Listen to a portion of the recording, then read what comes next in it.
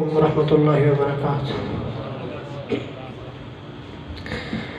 करम कर दे मुझ पर मेरे ए खुदाया, करम कर दे मुझ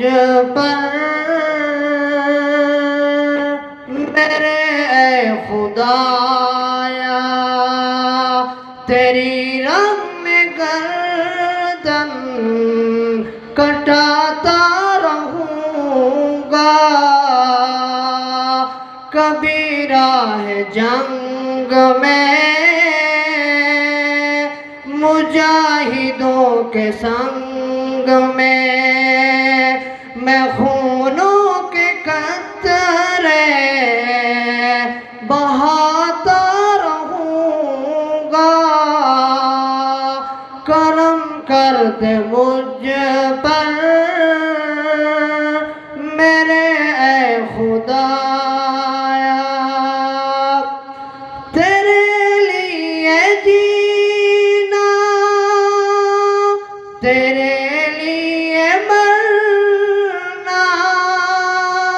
सआदत हो जाए, यही काम करना, रातों को सजदों में आंसू बहा कर,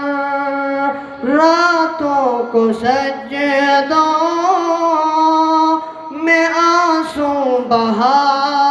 कर मैं अपने नफ्स को मिटाता रहूँगा, करम कर दे मुझ पर मेरे ए खुदाया, शहीदों की यादें शहीदों की बातें याद आती मुझको, वो गुजरी जो रातें, तमन्ना शहादत अता कर दे मुझको, तेरी रग में गर्दन कटाता रहूँगा,